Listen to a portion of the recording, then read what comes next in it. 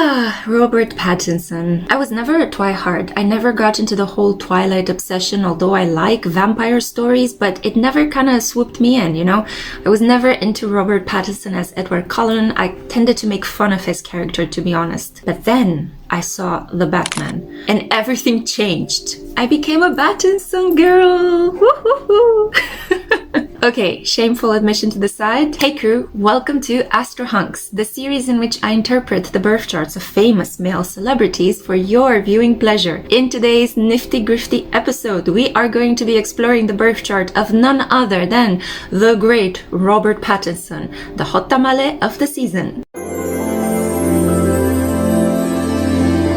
He's such a controversial actor for some reason. Like a chameleon, he's able to switch career focus just like that. And the key to that lies in his astrological birth chart. I'm gonna get into that in a second, but for those of you who have been somehow silently absent from the world in the last 2 decades, I need to tell you that Robert Pattinson is an actor that became famous for starring in a minor role in the Harry Potter series that left fans swooning over his good looks. He also was the leading star in the Twilight series, and he famously dated his co-star to a lot of twihard hysterics. But following that great success, he then flipped the script on us and started acting in a variety of roles that took him away from that silent, sensitive, shy vampire persona. For example, more recently he started in movies like The Devil All the Time, in which he is a really awesome religious villain. Or he started in the cult classic black and white masterpiece The Lighthouse alongside Willem Dafoe. I highly recommend that you go and watch it. It's phenomenal. 2 movies which unfortunately I didn't get to see, but I heard that he's really good in them as well, are Good Time and also Tenet. He really changed physically to star in these roles. You can definitely see the stylistic choices and differences. It seems like our man is really good at making a lot of moves in terms of how he looks, and he's constantly trying to work against the pretty boy energy because he is good looking. But the movie that completely flipped the script for me personally is The Batman. I could not believe how much I was into the version of Batman that he starred into. And keep in mind, I am a Batman fan, always have, always been. Christian Bale is my one and only true love in terms of playing the Batman. But I have to say that Robert Pattinson, after he played in The Batman, it completely made me doubt whether Christian Bale is the one and only true Batman for me. How is this possible? What's going on here? On one hand, you've got like this really elegant, oh shucks, really goofy, really sweet personality that he displays.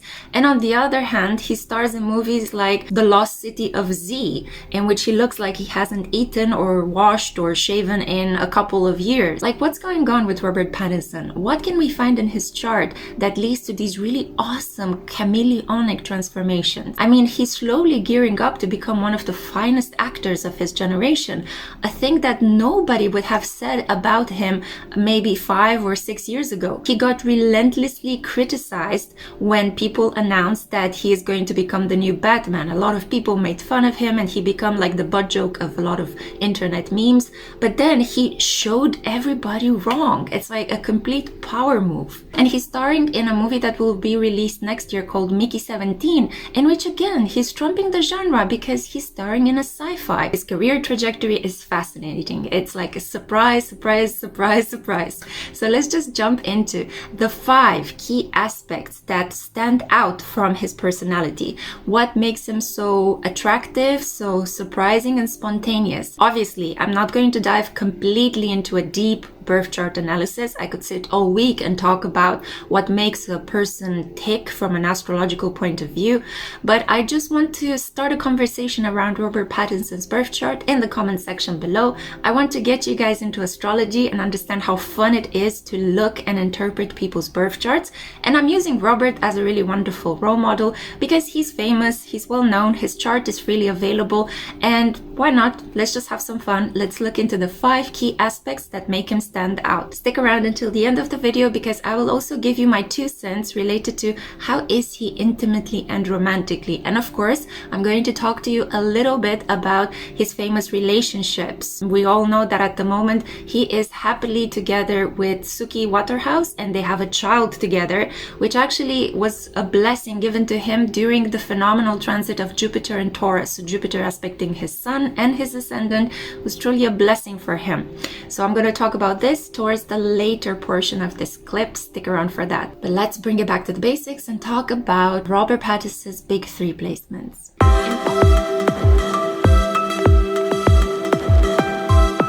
In pop astrology, the term Big 3 refers to a person's sun, moon, and ascendant positions. These are the positions that are the most personal to an individual's character. We tend to associate very strongly as human beings with our solar energy, our sun, our identity, and the goals that we tend to pursue in life. And then with the private, intimate, emotional part of our nature, our unconscious dreams and desires, which are represented by the moon. And in addition to this, we are perceived by the public in a very specific light, and this light is filtered through our ascendant. The ascendant shows the opportunities that we tend to attract in life, the way we choose to present ourselves to the world, the mask, the sense of style that we have when we dress up and go out into the public. But it also shows people's first impressions of us, how we come across that fated moment when you meet somebody. In the case of Robert Pattinson, you can see his birth chart over here. He is an ascendant in Taurus and he has the sun conjunct the ascendant. Wow, talk about a person that was fated to become super attractive, super popular, and famous. When the sun is placed at any of the cardinal points, especially the ascendant or the midheaven, then it is a fated marker in an individual's chart that shows this person is destined for a career in front of the public, a career in which they will lead somehow through the natural light of their identity. He has the sun in Taurus conjunct Mercury, which is an aspect that the majority of people on this earth have because the planet Mercury closely follows the sun. It moves very fast, which means that he tends to associate his mind with his personality. He tends to associate himself a lot with his thoughts. So he's a very thoughtful, intelligent person, also very outspoken. Not only that, but he has a very sensitive domicile moon in Cancer. The moon is in love with the sign of Cancer because it loves being there. Having a moon in the sign of Cancer means a lot of really benefic things happened in his lifetime. He was adequately nurtured by his mother. He feels close to his mother. He feels in touch with his feelings. He is sensitive to a very dignified degree, not too much, but not too little. He can go through ups and downs on an emotional level, but he quickly bounces back from life's biggest challenges. He doesn't tend to linger or seethe like a moon in Scorpio would. He doesn't tend to freeze up his emotions and really dissociate them by putting them into work like a moon in Capricorn would. Now, that's not to shame any of the people that have these placements. It's just to emphasize the positive qualities of the moon in Cancer by comparison with other placements that are considered to be less favorable. Although you can make any planetary position to work in your favor if you understand astrology and how to make it work for yourself, I do believe that he was in some way favored by the gods. Having an ascendant in Taurus, the sun in Taurus on the ascendant conjunct Mercury, and a moon in Cancer in the 3rd house are very benefic influences. A sun in Taurus shows an individual that is naturally good with money, pragmatic, physically beautiful. I'm thinking about another person that we astrohunked on my channel and had this placement. Maybe like this guy who also ended up becoming like the leader of one of the biggest franchises by playing Superman. So Robert shares a sun in Taurus, much like Henry Cavill is a sun in Taurus. They are 2 of the most good-looking actors that we have on the screen at the moment. It's always a pleasure to see them, not only for the roles that they are choosing and the way that they act, but also because very frankly, they are eye candy. Honestly, they are just the paramounts of classic good masculine looks.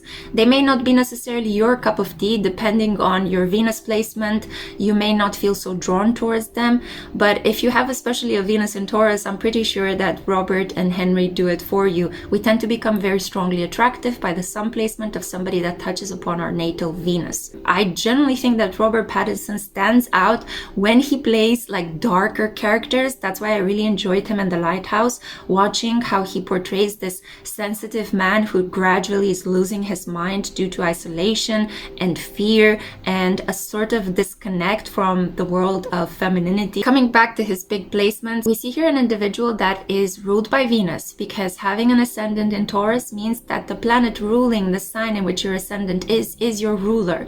It's not necessarily that you have a sun in a specific sign and that sign is your ruler. That's a solar ruler, which is very different than the ascendant ruler.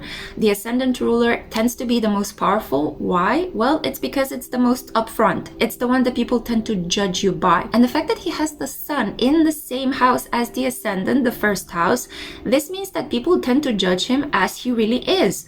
People tend to come to him and help him with his life goals. He attracts the right kind of opportunities which align him with his professional goals. He tends to be quite lucky from a professional point of view. So it's not only necessarily that he has this good looks and natural charm and charisma, and he seems to come from a background in which he was appropriately nurtured and seems to have like a very solid sensitivity built up inside of him, which obviously help him to play, to act, to perform in front of a public. But he also has this magnetic, appealing quality. This is a man who tends to warm up the room when he walks into it. But the downside of this is that he could also be perceived as arrogant, fickle, too much about himself. It's all this me kind of energy. Why do I say this? Well, it's because the sun in the first house tends to color a person's personality according to the sign that naturally, organically rules the first house. And as we all know, this is the first sign of the zodiac, Aries. So Robert, by having his sun in the first house, he is not only acting like a Taurus in his personality, but he borrows traits from Aries as well. So he can be both pragmatic, but also impulsive. He can be both relatively stable and loyal and into creature comforts, but he could also be rash. He could make on-the-spur decisions, and he could take more than he gives in personal connections. Not only that, but because he has the sun in the first house, he may attract people the same way that a Leo does. Right? Whenever he is being himself, whenever he's radiating the light of his honest truth, whenever he's not doing much, just sitting there, he tends to attract towards him a lot of good opportunities. But at the same time, as I mentioned before, people may see him as being a bit too stuck up in himself, a bit too arrogant. He could attract as well a lot of envy. There's a lot of envy and jealousy that comes with all this popularity. Let's talk a little bit more about this moon in Cancer in the third house. So the moon is domiciled in the sign of Cancer. This means that it's working its energy without any limits, any obstacles, any problems. He doesn't have to put so much effort into being perceived as an empathetic and sensitive person. He knows how to react in given social circumstances. For example, this is a man that cries at funerals and is happy at weddings. He has no inappropriate emotional reactions. But the fact that he has the moon in the third house, which is naturally the house ruled by witty and superficial, light-hearted Gemini, well, this means that he tends to intellectualize his feelings. He draws a lot of pleasure, relaxation, and a sense of kind of like unconscious bedtime rest from reading, writing, listening to the news, listening to the radio, technological gadgets. So we're dealing here with an individual that really likes to be in his mind. He likes to communicate. He is emotionally attached to words. So you have to be very careful what you say to Robert, because he tends to take it quite deeply, quite personally. Now, because he has a moon that is domiciled, that means he doesn't linger too much on resentment. So if people, for example, insult him or disrespect him, he is forgiving. He tends to let it go. He tends to move on to something better, more positive, because of the fact that this moon is in such a nurturing, changeable sign of Cancer. However, there is a tendency here to be a bit more of a thinker, a bit more of an intellectual, rather than a doer, rather than an individual that puts a lot of passion and intensity into the way he feels. This is a little bit of a detached placement of the moon when it finds itself in the third house, because of the fact that the moon in the third house is linked to so much mental activity. We are seeing here an individual that as well is emotionally attached to his local environment, to his siblings, and to his automobile and any other transportation that could get him from point A to point B. So he could be emotionally attached to his car. If he has a car, he tends to take very good care of it because it's almost like, to him, it's a protective shell. In the third house, it's all about creating some sort of protection around yourself with words, with automobiles or means of transportations, with technological gadgets, and relying on the help and support of your local community, your immediate environment in which you're living or you grew up in, and the support of your siblings and childhood friends, primary local school friends. So I can see very clearly that he's really emotionally attached to his roots. He was born in London in the UK, and I think that he is very attached to his identity as an Englishman. I don't think that he's this kind of man that would be very happy if he were to relocate to America or New Zealand or Africa. I don't think he would fit in there. He wouldn't feel emotionally comfortable. He would constantly feel stressed. So I think that living in the UK works wonders for him. It really nourishes him emotionally. And I also think that this is a man that really likes to be close to his mother. I think that he has a very special relationship to his mother, and values such as family, protection, privacy are super important to him. So the fact that he recently became a father and the fact that he's in a stable relationship with the woman of his choice is actually something that grounds him. One final thing I need to say about this placement is that his moon is doing some really beautiful aspects to his Mercury in Taurus, his ascendant, and his sun. They are in a really harmonious aspect. In astrology, we call these aspects sextiles because they are 60 degrees apart from each other, which means that they're supporting one another in a really beautiful way. There is no big clash between his professional goals and what he's trying to achieve in his private world. I think that for him, it was incredibly stressful and exhausting to be so popular with the Twilight franchise, to have that many people constantly commenting on his relationship to his co-star, Kristen Stewart, for example. And this is because his moon is doing a really interesting opposition from his Mars that is sitting very close to the midheaven. So now we're going to talk about this stressful aspect that he has there. Moon opposite from Mars usually tends to show an individual that has some explosive energy, especially when he is challenged emotionally. And I think that one of the reasons that could challenge Robert to explode or feel intense anger is whenever his sense of intimacy and his family life or his emotional sphere could be threatened. But his Mars is also in a very good exalted placement. So this is point number 3 in our analysis of his chart. Let's talk about his Mars placement. Okay, so the third placement, his Mars in Capricorn almost perfectly conjunct his midheaven. Oh my God, this guy can do no wrong. I mean, he was really blessed, astrologically speaking, by the stars. No wonder he has this enduring fame and really wonderful career in spite of all the challenges and the criticism from the public. So having Mars in Capricorn is considered by many astrologers to be a really wonderful placement of the raw, primal, aggressive energy of Mars in the most disciplined, structured, and pragmatic sign of the zodiac. When Mars and Capricorn combine, it's almost as if you take all that anger, all of that excessive need to create and to actually go to war, and you put it into solvable, tangible goals. Somehow manifest this energy away from violence and you put it into building something solid, something reliable. Mars in Capricorn is usually deemed as the placement of the social climber, the person that reaches the top in a corporation after 10 or 20 years of working in a job in which they began as a rookie, as a junior. This is the placement of stealth, stamina, determination, putting one foot in front of the other. It shows a person that delivers. So when somebody hires him for a project, he's gonna stick it through and he is going to finish that job. This is an individual that also represses a lot of his anger and violence. So even when confronted with danger or drama, even when people try to trigger him into a violent outburst, he has the capacity to control himself. So in spite of the fact that he has this really tense aspect between his moon in Cancer sitting in opposition from his Mars in Capricorn, there is a lot of self-control, there is a lot of moderation, because his moon is domiciled in the sign of Cancer and exalted in the sign of Capricorn, which means that the energies are flowing benefically.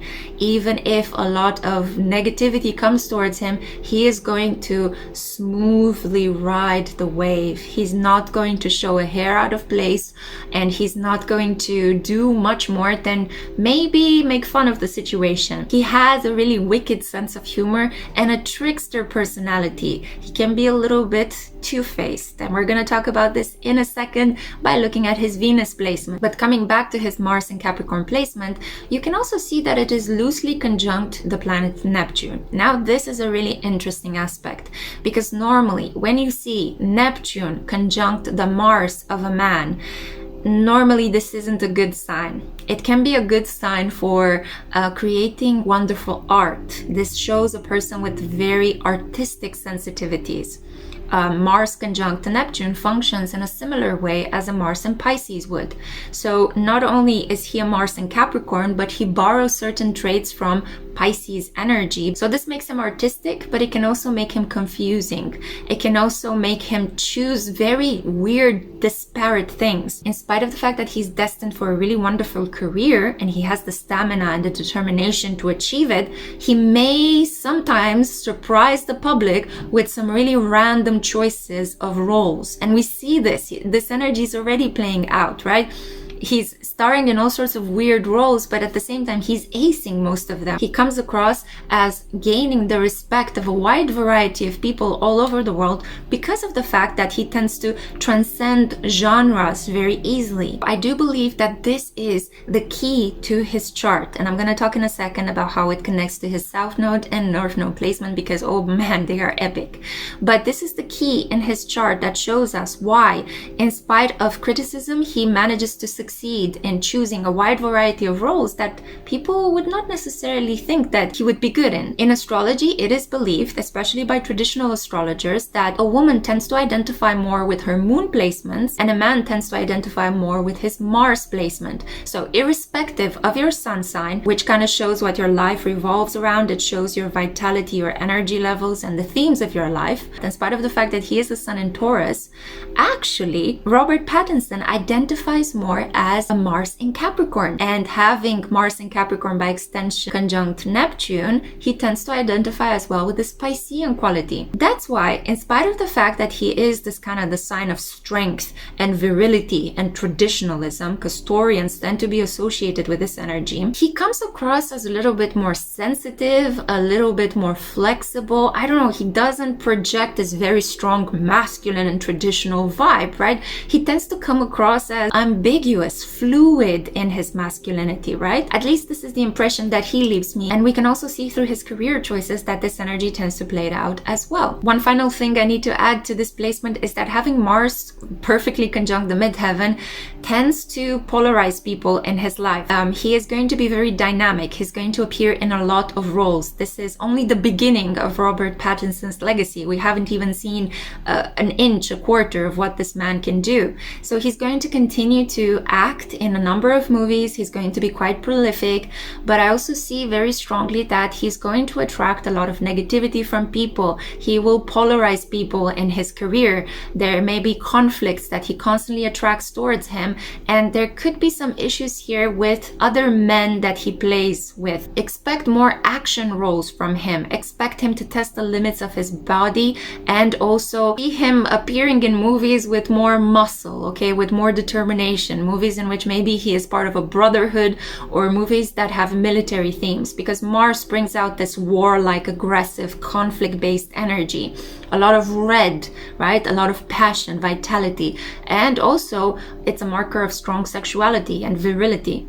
So a lot of these themes are going to play out in his career and in his choice of roles from now on. So it's going to be fascinating to see as Pluto slowly moves away from his 9th house, and it will finish rapidly wrapping up the midheaven and his Mars transit, it's going to be interesting to see what kind of roles he's going to choose. And I predict that it's going to be more sci-fi roles, mostly because of his Venus placement. Number 4, let's talk about his Venus placement. This is such a wacky placement. Considering the rest of his chart, this is a placement that somehow elevates him and makes him feel a little bit more lighthearted, not taking himself too seriously. It is in some way linked to his Moon and Cancer placement in the 3rd house, because we see Venus in Gemini. Gemini is the natural ruler of his 3rd house, and he is also a Sun in Taurus. So there is a correspondence there between Venusian energy, which governs his ascendant and his Sun and his mind, his Mercury,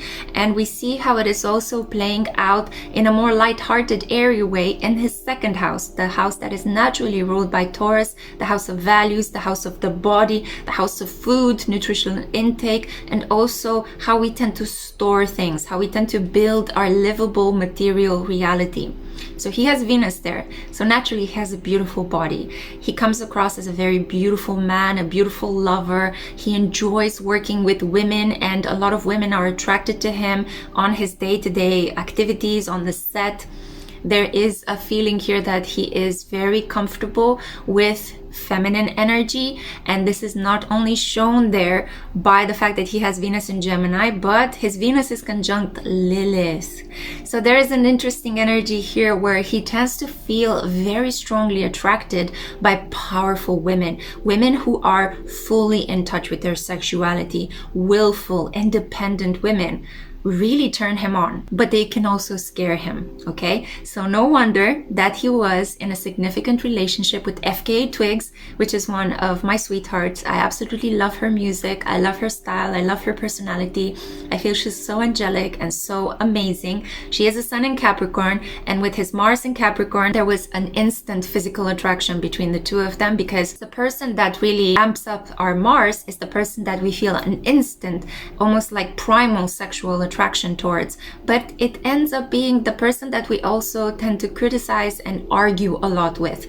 So I don't doubt that they had some arguments in that relationship in spite of the really powerful attraction that he felt towards her. So there is a feeling here that he's also a little bit two-faced. He may enjoy having 2 relationships at the same time, which obviously they may be kept a secret. Why am I saying this? Well, because his Venus in Gemini is sitting in direct opposition from his Saturn in Sagittarius conjunct Uranus in the 8th house. Now, both planets are retrograde, which means that they are even more powerful. Having Saturn in the 8th house, well, this is about feeling inevitably drawn towards the occult and needing to find ways to face your fears in this lifetime in a process that feels heavy and pressurizing. I think that in spite of his good looks, Robert doesn't really get that much action in between the bed sheets. Hear me out, okay? He could be terrified of getting STDs. He could be the kind of person that only enjoys an intimate act if he gets emotionally stimulated. And we see very clearly there with the Moon in Cancer, yeah, he needs that emotional connection. He can't really get excited about somebody just because a person looks good or he has the opportunity and it feels dangerous or something of that nature. He needs this emotional connection. Not only that, but he has a South Node in Libra and a North Node in Aries. So danger is not his comfort zone. Risk-taking is not his comfort zone. This is the energy that he's naturally growing into this lifetime, and we see that his choice of roles manifests this. I mean, it was uncomfortable for him to choose to act as the Batman, but he proved everyone wrong when he did. He took a risk and it paid off. North Node in Aries. Through making courageous decisions and facing his fears, he is not only overcoming his Saturn in the 8th house karma, but he is also fulfilling his North Node in Aries destiny. And we see there the beautiful correspondence between having Mars on the midheaven, having your North Node ruled by the planet Mars. We see there that he identifies very strongly with this kind of artistic, fluid, but also repressed type of masculinity, which pings back so gorgeously on Saturn, loosely conjunct Uranus, both retrograde in his 8th house. His sexual development and his fascination with the occult, with what is hidden and mysterious, came about very slowly and painfully in his life. He may have gone through long periods in which he didn't get any kind of physical loving, if you know what I mean, and then all of a sudden, surprise, a lot of offers came his way. Or he tends to get a lot of low vibrational offers, like everybody wants to sleep with him, but people tend to be sleazy and they tend to be a little bit gross with the way they come across. They may come across as too strongly. If we think about obsessed fans that really want to have a baby with him and things of that nature. Not only that, but having Saturn in the 8th house means that the people that he will choose as his intimate partners are going to be scrutinized to the bone by the population around them, because the 8th house is the house of jealousy and obsession. So this means that he will constantly come up to the public scrutiny, no matter what kind of partner he falls in love with and he wants to have by his side. And we do know that his Twihard fans contributed to the demise of his relationship with FKA Twigs. So the fact that he actually found somebody like Suki Waterhouse that he's comfortable with, that ticks all the boxes for him, and the fact that he has a child with her is a phenomenal achievement for him. Also because there may have been some fears related to his potency and to his fertility with Saturn in the 8th house. Do you guys know, because we talked about it in our series in a previous episode, do you know which other person had this placement also? The same sun sign placement as Robert? Hey, yeah, this guy.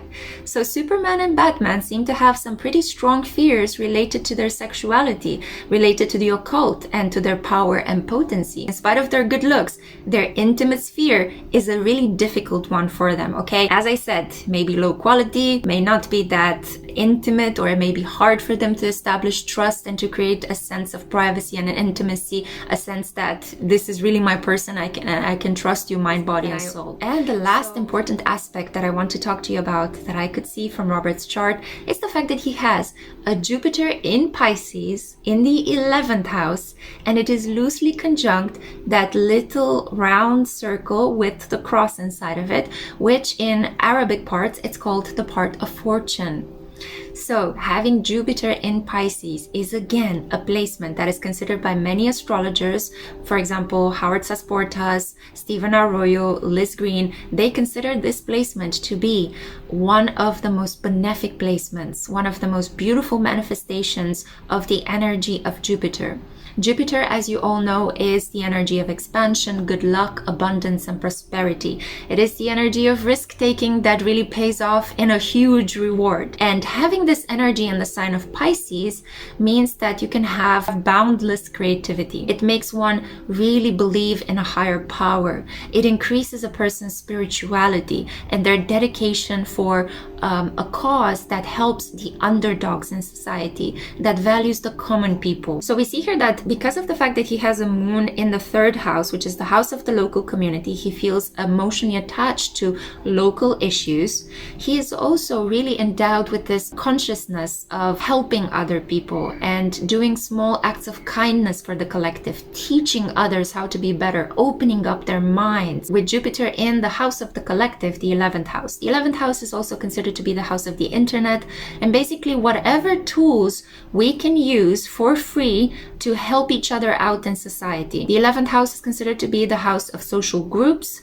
the house of brotherhood and sisterhood, the house of groups and communities that begin grassroots efforts. It's also the house of hopes and wishes and ideals. So we can see very clearly that whenever Robert thinks about a big plan or putting into practice something that he truly believes in and loves with all his heart, he will be immediately helped with that situation. He also comes across really well within his group of co-workers. That's why you don't hear any gossip or can or like nastiness from other of his actors and actresses, other people that he played with. He seems to be perceived in a very lucky, positive way. I think that producers, directors, actors, and actresses look at him and they not only see somebody who's charming and charismatic and a pleasure to work with, but also somebody that can bring them a lot of prosperity. They think that investing in Robert is is a good way for them as well to attract more prosperity towards themselves, especially as he is showing how adaptable, how versatile he can be. Pisces energy is all about being slippery. It's like you cannot fence this person into a specific genre.